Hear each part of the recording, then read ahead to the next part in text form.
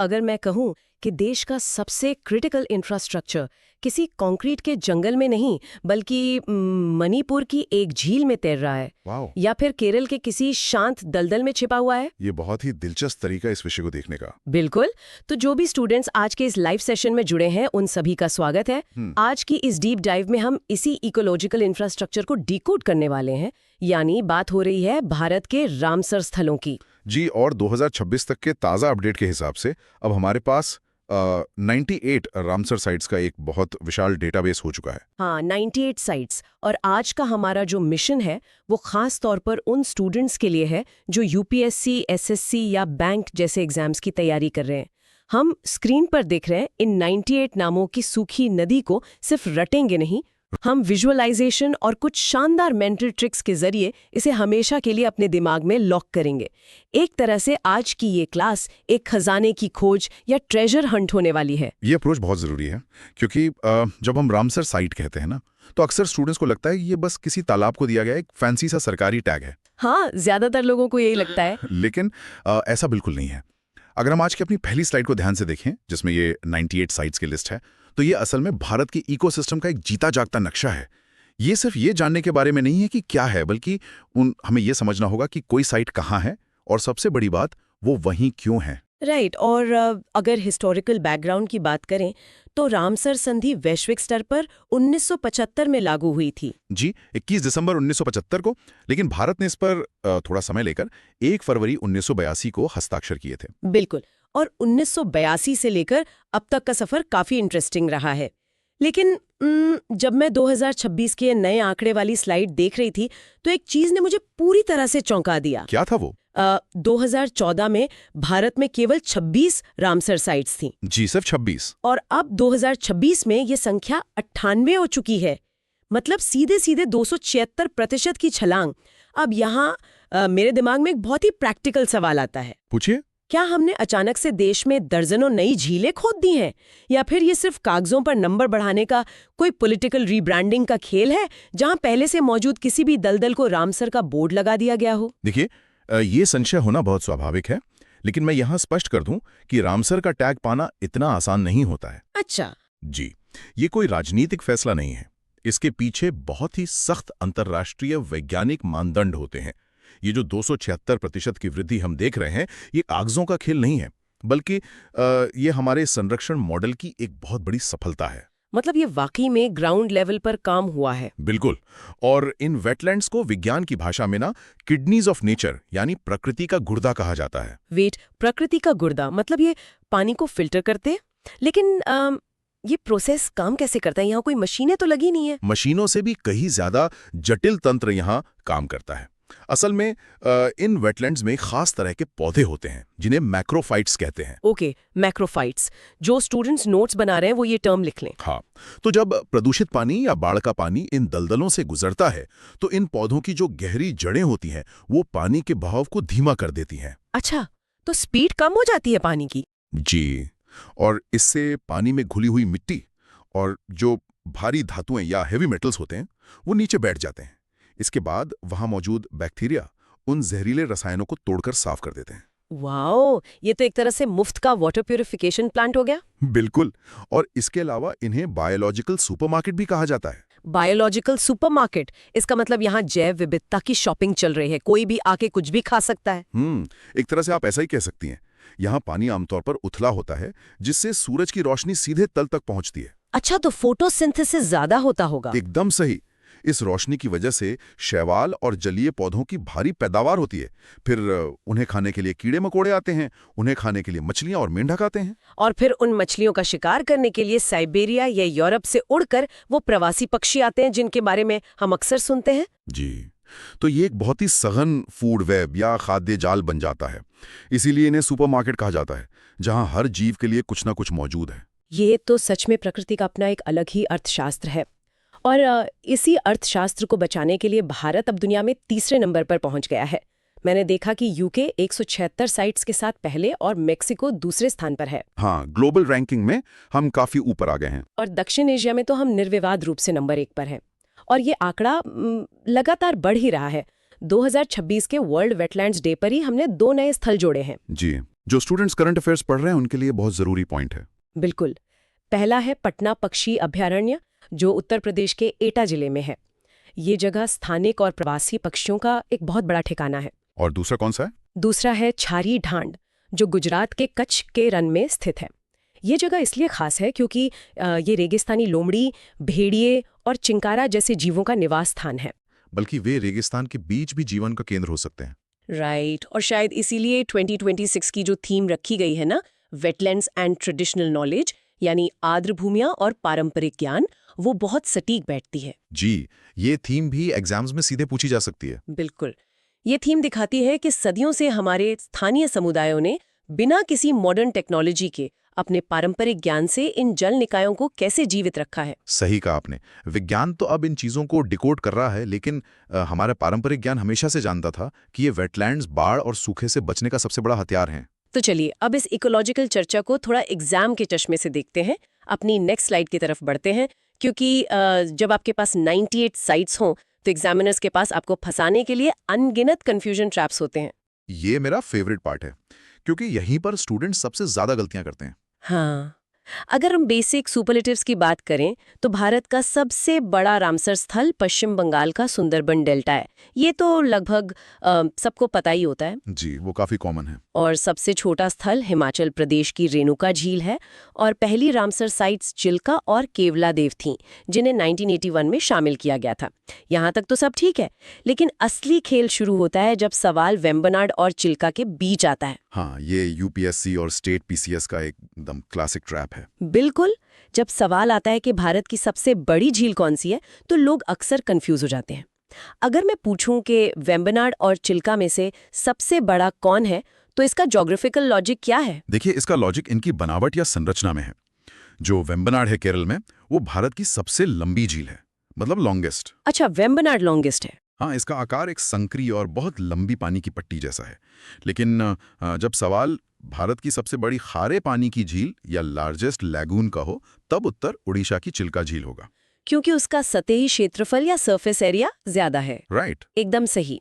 तो एमसीक्यू विकल्पों में एग्जामिनर लॉन्गेस्ट और लार्जेस्ट शब्दों का हेरफेर करते हैं और जल्दबाजी में छात्र गलत गोला भराते हैं। और ट्रैप्स की बात हो रही है तो सबसे मज़ेदार ट्रैप तो पटना अभयारण्य का है।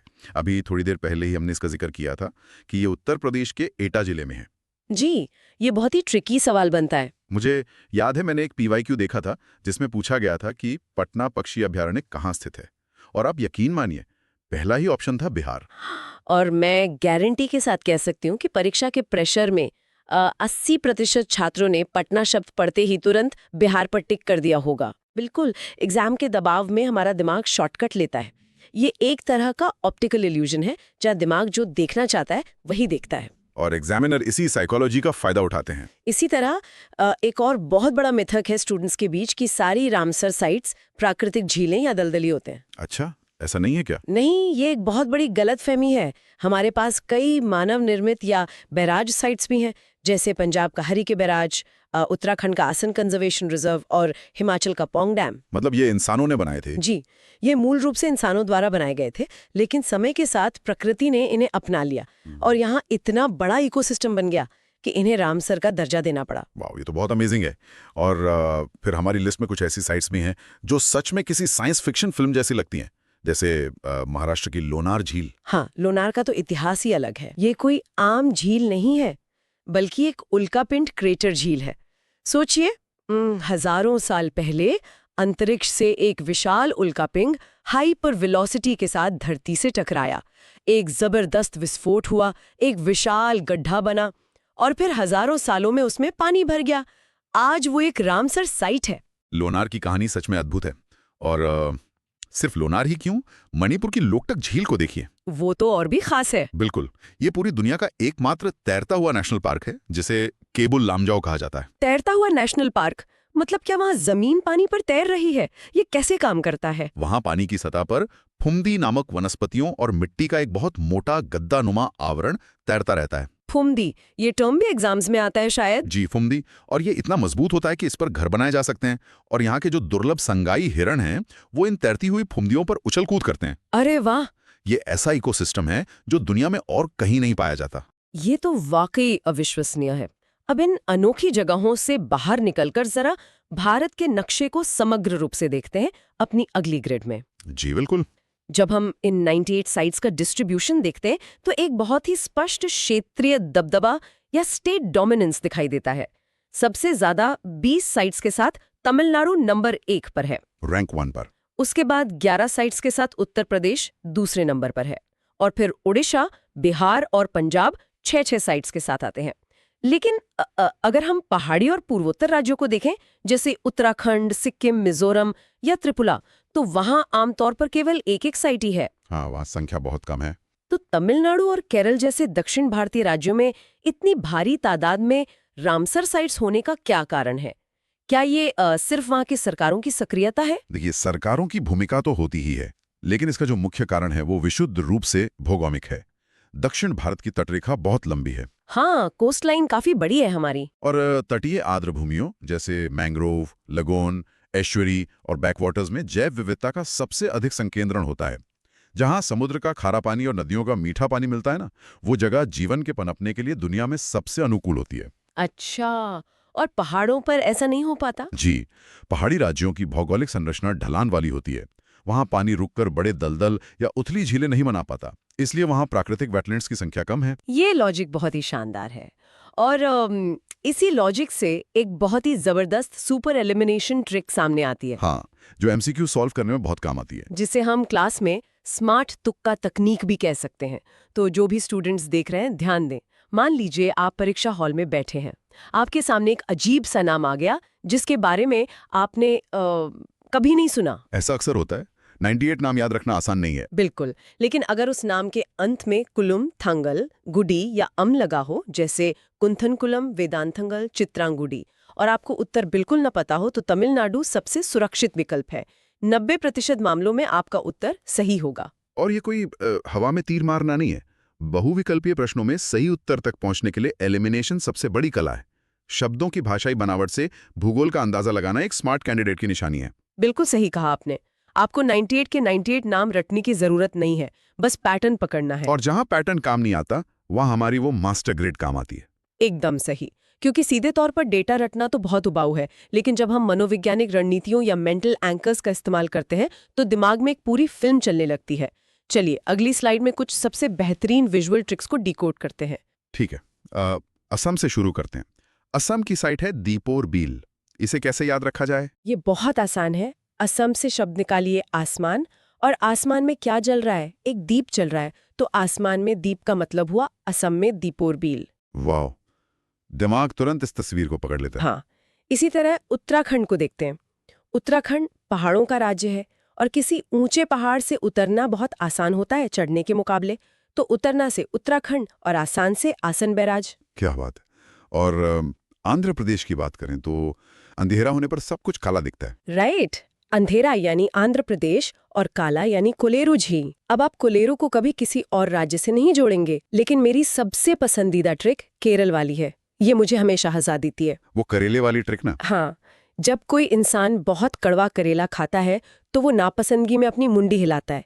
करेला मतलब केरल, और मुंडी हिलाना मतलब अष्टमुडी, और मुंडी हिलाते हुए वो वेम्बनाड की तरह लंबी सी शक्ल बनाता है। ये विजुअलाइजेशन जितना हास्यास्पद लगता है, परीक्षा के दबाव में उतना ही सटीक काम करता है। इसी तरह कर्नाटक के लिए आप सोच सकते हैं कि जो लोग नाटक करते हैं वे अपने अनेक रंग दिखाते हैं। नाटक से कर्नाटक और रंग से रंगनाथिट्टू पक्षी अभयारण्य। और अगर हम एकदम उत्तर की तरफ लद्दाख चलें तो वहां की झीलों के नाम की अपनी एक अलग ही पहचान है। वहां के नामों में त्सो शब्द आता है, जैसे त्सोकार और त्सोमोरिली। तो त्सो से क्या ट्रिक बनेगी? त्सो शब्द को सुनते ही दिमाग में सो यानी स्लीप आना चाहिए। लद्दाख के गद्दे पर सो, ये बहुत ही सीधा कनेक्शन है। और बिहार के लिए तो स्लाइड में एक पूरी कहानी बन रही है। हाँ, वो नाग वाली कहानी। जैसे घर के बिल से नाग को बाहर निकाला ताकि नाक ना कटे, तो नाग से नागी अभयारण्य, बिल से गोगाबिल और नाग से नक्कीअटी अभयारण्य। ये तीनों बिहार में हैं। और बिहार में ही काबरताल भी है, जो एशिया की सबसे बड़ी गोखुर झील या ऑक्सबो लेक है। और ऑक्सबो लेक तो वो होती है ना जब नदी अपना रास्ता बदलती है और उसका एक पुराना घुमावदार हिस्सा कटकर एक यू आकार की झील बन जाता है। बिल्कुल सही, वो नदी का ही छोड़ा हुआ एक हिस्सा होता है। इसी तरह गोवा जाने में तो हमेशा आनंद ही आता है। तो आनंद से नंदा झील, ये ऐसा लग रहा है जैसे हम अपने दिमाग में तस्वीरें बनाते हुए पूरे भारत का भ्रमण कर रहे हैं। ये तकनीक जानकारी को लंबे समय तक स्टोर करने के लिए बहुत प्रभावी है। हाँ, लेकिन इन मजेदार ट्रिक्स और सुंदर विजुअल्स के बीच हमें अपनी आखिरी स्लाइड के उस गंभीर पहलू को नहीं भूलना चाहिए, जो अक्सर परीक्षा में सीधे सवाल के रूप में आता है। खतरे की घंटी, मॉन्ट्रेक्स रिकॉर्ड। हाँ, एग्जाम्स के पॉइंट ऑफ व्यू से ये बहुत क्रिटिकल है। मैंने कई PYQs में मॉन्ट्रेक्स रिकॉर्ड के बारे में सवाल देखे हैं, लेकिन ये वास्तव में है क्या? क्या ये कोई ब्लैकलिस्ट है? आप इसे एक ICU की तरह समझ सकते हैं। ये खतरे वाली साइट्स का रजिस्टर है। ICU मतलब जब कोई वेटलैंड खत्म होने वाला होता है? जी, जब किसी रामसर साइट के पारिस्थितिक स्वरूप में मानवीय हस्तक्षेप, अत्यधिक प्रदूषण या किसी डेवलपमेंट प्रोजेक्ट के कारण बहुत बुरा बदलाव आ रहा होता है या आने की संभावना होती है, तो उसे मॉन्ट्रेक्स रिकॉर्ड में डाल दिया जाता है। इसका मतलब है कि इस जगह को तुरंत ग्लोबल अटेंशन की जरूरत है। तो भारत के इन 98 साइट्स में से कितनी अभी इस ICU में या मॉन्ट्रेक्स रिकॉर्ड में है? वर्तमान में भारत की केवल 2 साइट्स इसमें शामिल हैं। एक है राजस्थान का केवलादेव राष्ट्रीय उद्यान, जहां पानी की कमी और चरागाह की समस्याएं हैं। और दूसरी है मणिपुर की लोकटक झील, जिसके बारे में हमने बात की थी। वहां पनबिजली परियोजना के कारण जल स्तर में जो प्राकृतिक बदलाव आए हैं, उसने वहां के इकोसिस्टम को खतरे में डाल दिया है। लेकिन मुझे एक बात याद आ रही है, मैंने एक प्रीवियस ईयर क्वेश्चन देखा था जिसमें पूछा गया था कि कौन सी भारतीय साइट को मॉन्ट्रेक्स रिकॉर्ड से बाहर निकाला गया है। मतलब कोई तो ऐसी साइट है जो ICU से रिकवर होके वापस आ गई है? जी हाँ, और ये दुनिया भर के पर्यावरणविदों के लिए एक बहुत बड़ी केस स्टडी है। ओडिशा की चिल्का झील पहले मॉन्ट्रेक्स रिकॉर्ड में शामिल थी। चिल्का भी खतरे में थी? हाँ, झील में गाद या सिल्ट इतनी ज्यादा भर गई थी कि उसका समुद्र से संपर्क कटने लगा था। लेकिन फिर चिल्का डेवलपमेंट अथॉरिटी ने वहां बड़े पैमाने पर ड्रेजिंग यानी गाद निकालने का काम किया और झील के मुहाने को समुद्र की तरफ खोल दिया। अच्छा, तो उससे पानी वापस आ गया? जी, इससे झील का खारापन वापस लौट आया, मछलियां वापस आ गईं और इकोसिस्टम फिर से जीवित हो गया। इसके बाद चिल्का को इस खतरे की सूची से सफलतापूर्वक बाहर कर दिया गया। ये तो बहुत ही शानदार रिकवरी स्टोरी है। ये साबित करता है कि अगर हम सही नीतियां लागू करें तो हम प्रकृति को हुए नुकसान को रिवर्स कर सकते हैं। बिल्कुल। और अगर हम आज की इस पूरी चर्चा को एक बड़े फ्रेम में समेटें, तो ये बात स्पष्ट हो जाती है कि 26 से 98 साइट्स तक का ये सफर सिर्फ एक नंबर गेम नहीं है। हाँ, ये जल संरक्षण के प्रति हमारा कमिटमेंट है। एकदम सही। हमें समझना होगा कि ये वेटलैंड्स हमारी भूमि और जल के बीच का एक इकोटोन है। इकोटोन, ये शब्द भी एग्जाम्स में बहुत आता है। इसका मतलब 2 अलग-अलग इकोसिस्टम्स के बीच का बॉर्डर या ट्रांजिशन जोन होता है ना? जैसे जमीन और गहरे पानी के बीच का दलदल। एकदम सही। और क्योंकि ये 2 दुनियाओं का मिलन बिंदु है, इसलिए यहाँ दोनों तरफ के जीव पाए जाते हैं, जो इसे सबसे ज्यादा विविध बनाता है। और एक और खास बात, ये बेहतरीन कार्बन सिंक के रूप में कार्य करते हैं। कार्बन सिंक कैसे? मतलब जंगल तो कार्बन सोखते हैं, ये समझ आता है, पर ये दलदल कैसे कार्बन को कम करते हैं? क्योंकि इन दलदलों की मिट्टी हमेशा पानी में डूबी रहती है। वहां ऑक्सीजन की कमी होती है। साइंस की भाषा में एनारोबिक कंडीशंस। अच्छा, ऑक्सीजन नहीं होती वहां? जी, इसलिए जब पौधे या जीव मरकर वहां गिरते हैं तो वे पूरी तरह से डिकम्पोज या सड़ नहीं पाते। इस तरह उनका कार्बन वायुमंडल में वापस जाने के बजाय सैकड़ों सालों के लिए उसी मिट्टी में लॉक हो जाता है। वाह! वे जंगलों से भी ज्यादा तेजी से कार्बन को स्टोर कर सकते हैं। ये तो ग्लोबल वार्मिंग से लड़ने का सबसे बड़ा प्राकृतिक हथियार हो गया। और इसीलिए शायद भारत का अगला लक्ष्य जल्द ही 100 रामसर साइट्स का जादुई आंकड़ा छूना है। जी बिल्कुल। तो आज के इस लाइव क्लास में हमने 98 साइट्स के इस विशाल खजाने को डिकोड किया, परीक्षा के ट्रैप्स को समझा और ट्रिक्स से उन्हें याद भी किया। लेकिन इस सेशन को खत्म करने से पहले 2026 की थीम पारंपरिक ज्ञान के इर्द गिर्द मेरा एक सवाल है। जी, क्या सवाल है? हमने देखा कि पारंपरिक ज्ञान ने सदियों तक इन इकोटोन्स को बचा कर रखा, लेकिन आज जिस तेजी से शहरीकरण हो रहा है, हमारे शहरों का कंक्रीट का जंगल इन आर्द्र भूमियों को निगलता जा रहा है और जलवायु परिवर्तन हर दिन नए रिकॉर्ड तोड़ रहा है। ये एक बहुत गंभीर वास्तविकता है। ऐसे में मेरा सवाल ये है कि क्या ये प्राचीन ज्ञान और रामसर का टैग इन 98 जीवनदायिनी जगहों को अगले 50 वर्षों तक बचा पाएगा, या फिर भविष्य में इनमें से कई साइट्स नक्शे से गायब होकर केवल परीक्षाओं की पुरानी किताबों में इतिहास बनकर रह जाएंगी? इस पर सब लोग जरूर विचार कीजिएगा। बहुत ही प्रोवोकेटिव थॉट है। तो उम्मीद है आज की ये डीप डाइव आप सभी की तैयारी में एक मील का पत्थर साबित होगी। खुश रहिए और सीखते रहिए।